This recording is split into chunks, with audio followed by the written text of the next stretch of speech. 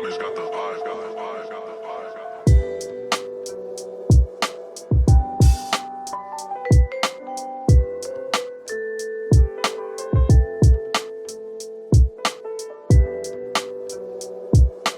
I'm not sure how many of you guys that watch these videos have been subscribed for a while, but in case you're new, when I first started this channel, I used to come to Vegas and I was on the prowl for 1-3 and 2-5 games that weren't terrible, meaning I wasn't, one of the worst players at the table. And this spot here was old reliable for me. This is South Point, a hotel and casino that some of you guys might not be too familiar with because it's not on the Las Vegas Strip. The Strip is somewhere way back there, about 15 minutes north. This is the southernmost casino in Vegas, as far as I'm aware. If you don't count Whiskey Pete's and all that other weird stuff down low. And yeah, today we're paying homage to memory lane, if you will. I'm here for a few hours. I'm gonna play some 3-5 if it's running. It's the World Series of Poker right now, so I expect they'll be pretty busy. And yeah, I'm gonna see how that goes. So for all you guys who like a little bit lower, more relatable stakes, this video is for you. Let's see how it goes.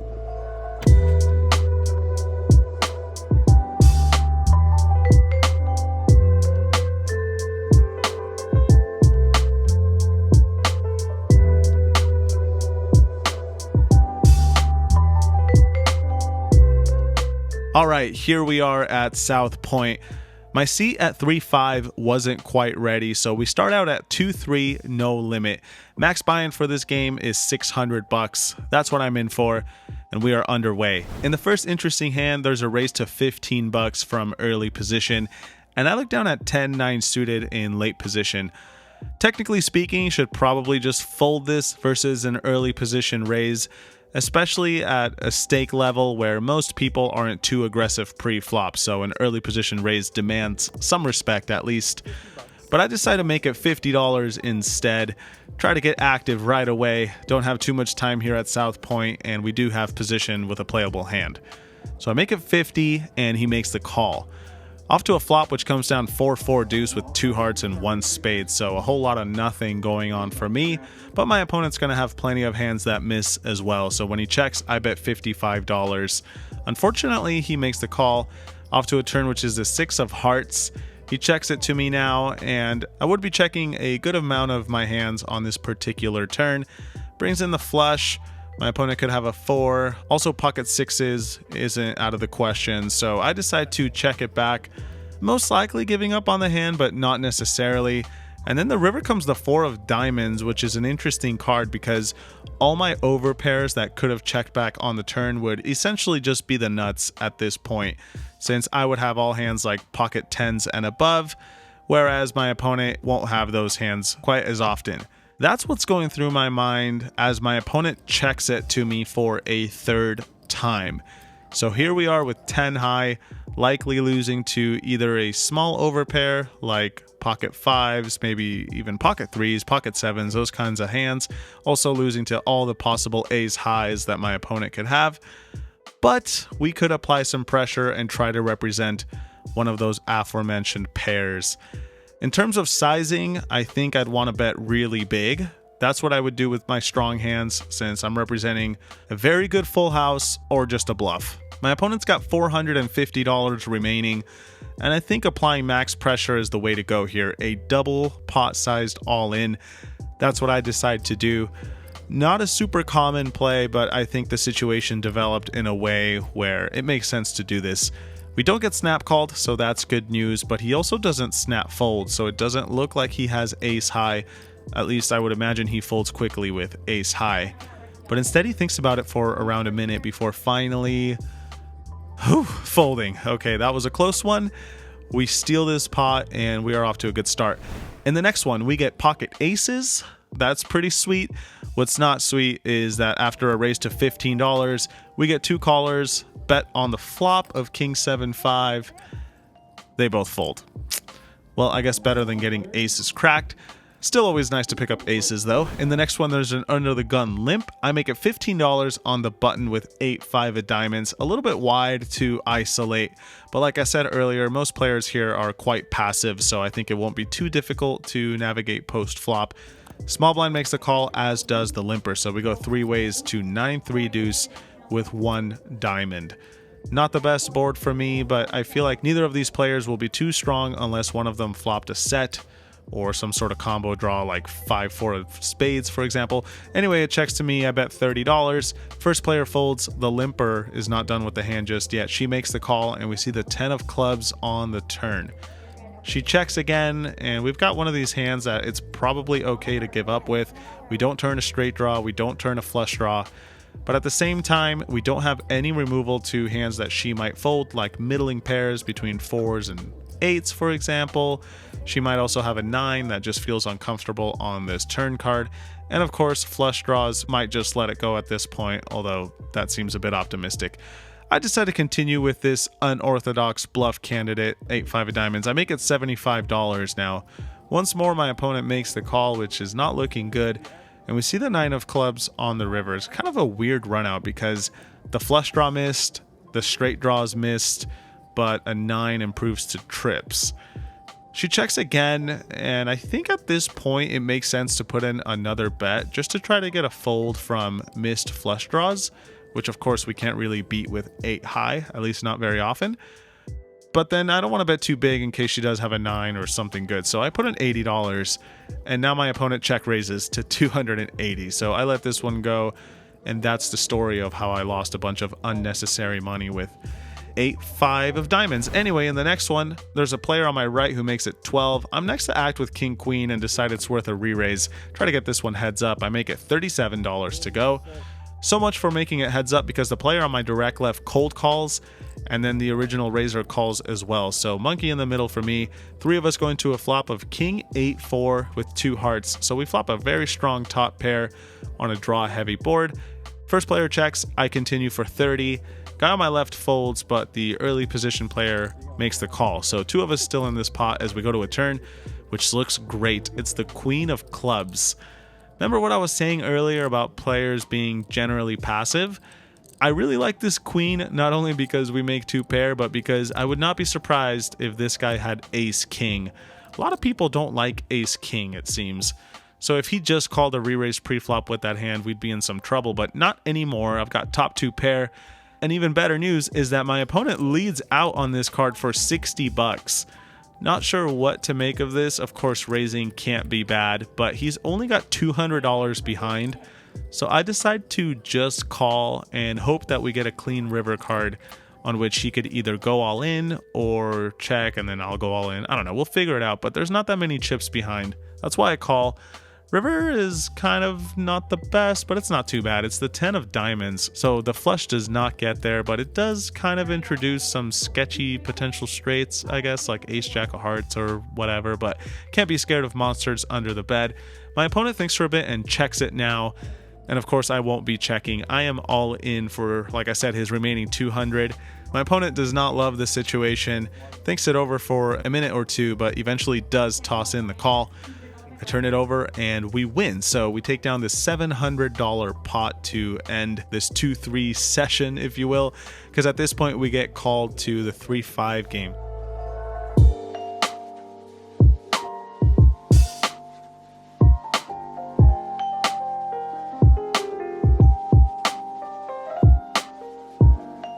Max buy-in in this game is $1,500. So I add some money onto my stack and we are underway with the warmest of welcomes. Pocket aces again, this time on the button. I raise it up to 20, get called by the small and big blinds, off to a flop of jack 6-3 with 2 clubs. Action checks to me, I bet 40. Small blind folds, and this time we get a little more action with the aces as the big blind makes the call. Turn card is the 8 of hearts. Lots of draws available on this turn card.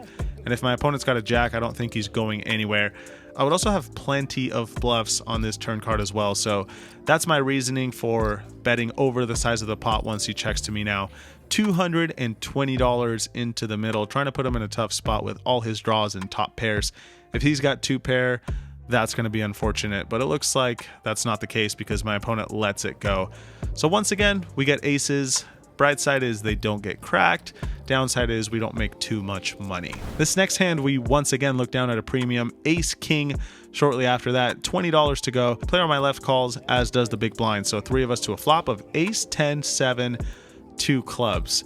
Big blind checks, and I think we actually have a good candidate to check three ways here. We don't have a club, we don't have a spade, and we've just got top pair, albeit the strongest of top pairs. This isn't necessarily a board that I would be in love if, we got all in versus one of these guys. But all that said, I decide to continue betting. I make it $20, and now the player on my left raises to 75, immediately highlighting the potential downsides of betting single pairs on these kinds of boards. We can get put into some tough spots.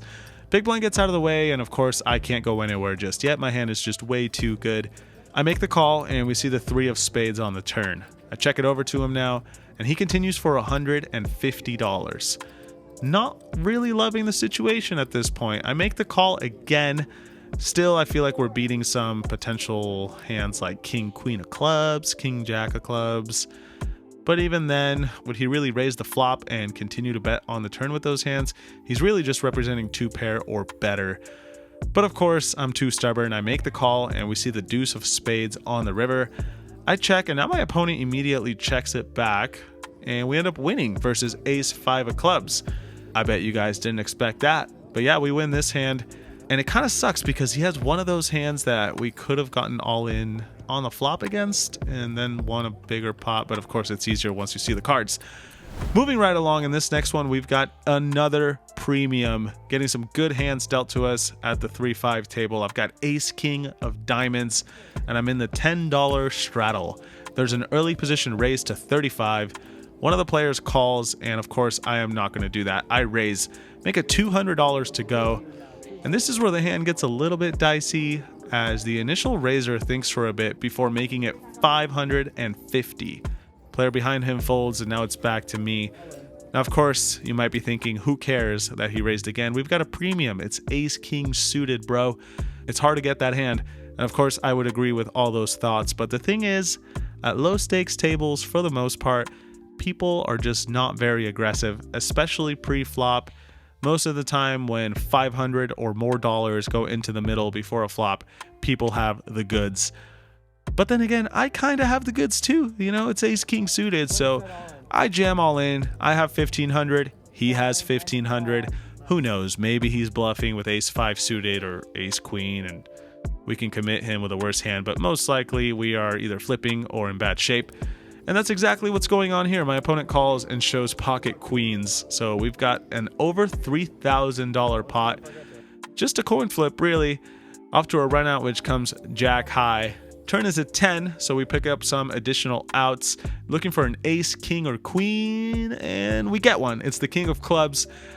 We are running hot at this 3-5 game. Definitely up a good chunk of money now. Moving on, I look down at 10-3 of diamonds. Not really a good hand. Let's just admit it, guys. This is a bad hand. But I'm going to make it $20 and get 3 callers. The reason why I'm playing 10-3 of diamonds is, 1, I have limited time at this casino, but that's mostly a joke. The main reason is this was a really passive table. No one was getting out of line pre-flop. No one seemed to be re-raising anyone unless it was aces or kings, so I feel like we could get away with a little bit more. Still not recommended, just my explanation as to why I'm exhibiting this sort of questionable behavior pre-flop. Flop comes down king, queen, 8 with 2 diamonds. It's just one of those days, where you play good hands and you win, you play bad hands and you still connect. Yeah, those are always fun. Action checks around, though. I don't really feel like betting 10 high, even though it is a flush draw, against 3 people who called pre-flop. Turn card is the queen of clubs, and now the small blind leads out for $35. I make the call, and the 2 players behind me fold. Looking for a diamond, of course, but it's a black card. 9 of spades on the river. However, my plan was to potentially represent jack 10 if the flush draw missed. And as you guys can see, this 9 does bring in jack 10, which would have been an open-ender on the turn. Small blind now leads out for $50, and I think we've got another decent bluff opportunity on our hands. About the worst hand I would ever have. It does suck to have 2 diamonds, but we've got a 10, which has to be worth at least a little something. So screw it. I'm going for it. I raise it to $250, and after a couple of seconds, my opponent folds. So it seems like he was leading out with an 8, maybe even a really weak king that can't really withstand too much pressure. Whatever he had, we get this one through and take this pot down without making our hand. In the next one, there's 1 limper, and I've got queen jack in the small blind. Not really the strongest hand, but we've only got to get through the big blind, and some guy limped in, so we've probably got him crushed. Make it $25. Only the limper makes the call, so heads up out of position to a flop of king 4-3. I bet $30 and he makes the call. Turn card's a queen, so we make a pair. That's pretty cool. I decide to check now. Not really sure if we're getting called by a worse hand 3 times. And also this opens the door for him if he wants to bluff with like 6-5, for example.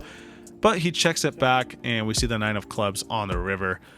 Not a whole lot of action in this pot, but I feel like we've likely got the best hand. And if he checked back the turn, I assume he's got some sort of pair like a 4 or a 3. I bet $25 trying to get some thin value versus those pairs. My opponent makes the call, and sure enough, queen is good, so we win this one. In the next hand, I've got ace queen. I make it $20, and only the small blind makes the call. We go to a flop of king queen 5. We've got the ace of hearts. There are 2 hearts out there, and of course, middle pair ain't too bad. But my opponent leads out for a pot-sized bet, $50. Kind of a weird play. Most likely, I assume he's got a king. I mean, it's not rocket science, but I make the call. We've got some backdoor potential, and of course are still beating hands like any other queen that might play this way, although that seems pretty random. And of course beating all potential straight and flush draws. Turn card is the 8 of spades. He bets 50 again. Well, similar to the flop, we're beating flush draws, we're beating straight draws, and if he's playing a king this way, bless his soul, he's going to get some more money out of me. So I toss in the call again. We go to a river, which is another 8, the 8 of clubs this time. And now my opponent bets $75, which is less than a third the size of the pot. Well, this is just way too good of a price. We're beating plenty of hands, and if he's got a king, I guess I'll live. So I toss in the call. And sure enough, he turns over king jack of diamonds for some maximum value versus me. Nice hand by that guy. In the next one, there's an early position limp. Next guy makes it $20, and once more, I've got a premium ace king this time. I raise to 75. That's right, an old re-raise at 3-5 with ace king. The story is old as time. But then a player behind me makes it $225 without much thought. Other players fold and it's back to me, and it's similar to the ace-king suited hand from earlier where, yeah, I've got a super strong hand, but people just don't get out of line often enough at these stakes for me to feel too comfortable with this situation. I mean, I'm generally speaking, by the way, if you are a 3-5 player who's like super creative pre-flop, good for you, but for the most part, it doesn't happen. But I don't really want to let it go.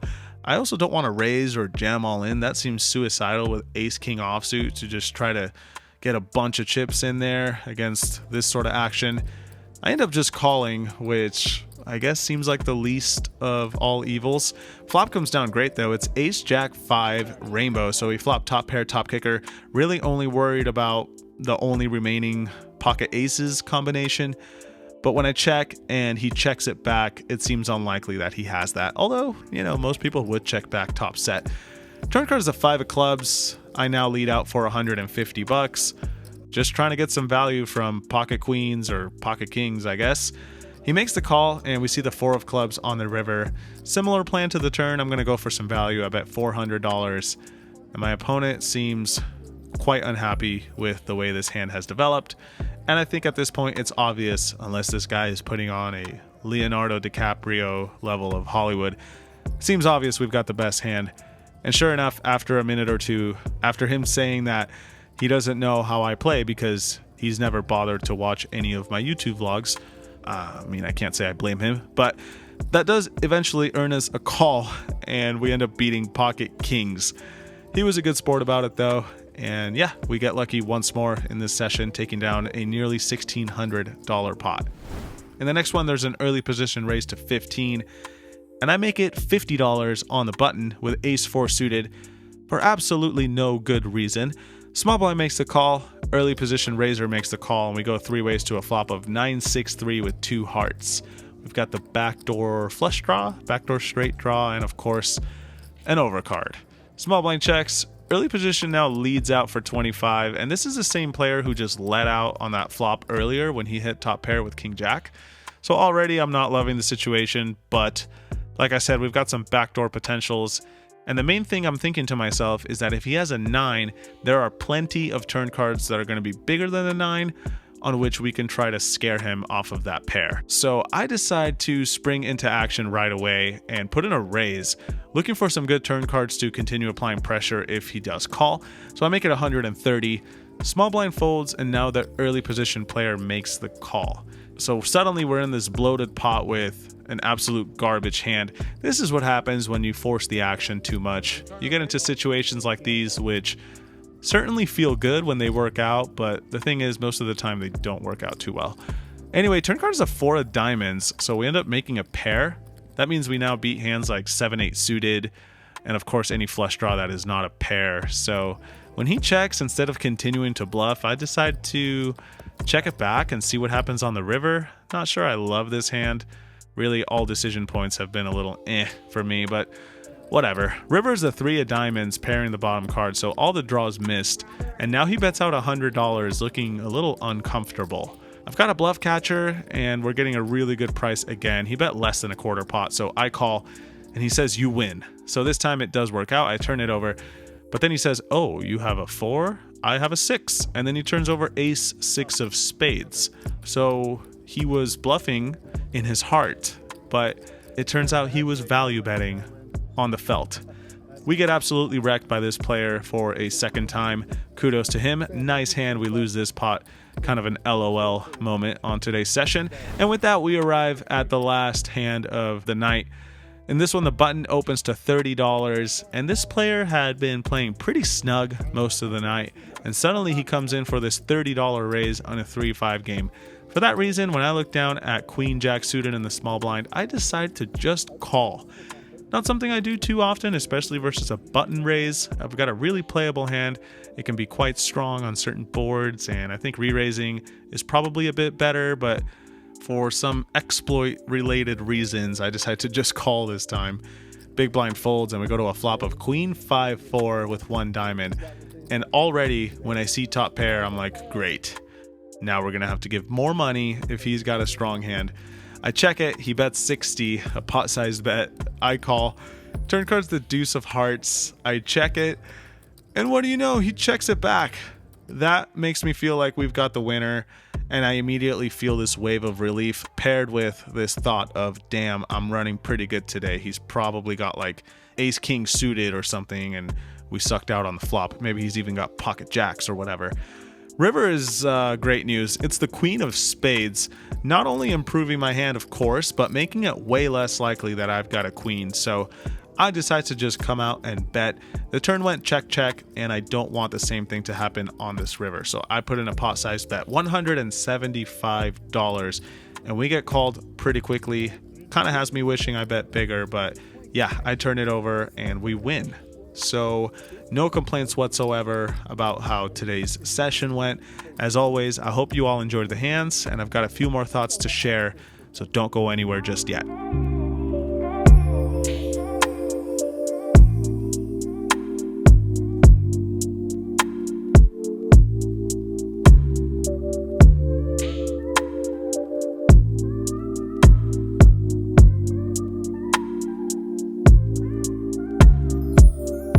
So just finished playing at South Point, and I had a great time. I gotta say, as per usual, the vibes were great. The staff are really nice. The room is just a fun place to hang out and play. And of course, it doesn't hurt when you run pretty damn good like I did. A bunch of big pots went my way, and it feels like I didn't really lose any major ones. So usually when that happens, you're gonna win, and that was the case for me. Check out this view, by the way. That's all of Henderson and stuff, I think. Yeah, I was in for, I think, 600 in the 2-3 game and 1,500 in the 2-5 game, but I brought my chips over, so I don't know how much the math works out to. But what I do know is I won just over $2,000 today, $2,092 to be exact. So yeah, a pretty good night here at South Point.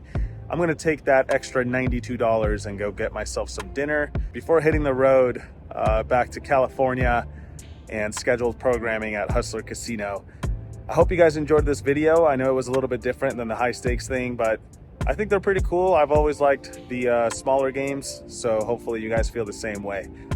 If you left a like or a comment or anything good on this video, I appreciate that. It's been a really fun year so far on the vlog, and I don't intend on stopping anytime soon. So yeah, as always, thank you guys for watching. Thanks for the support, and I'll see you guys next time. Good luck until then. Peace.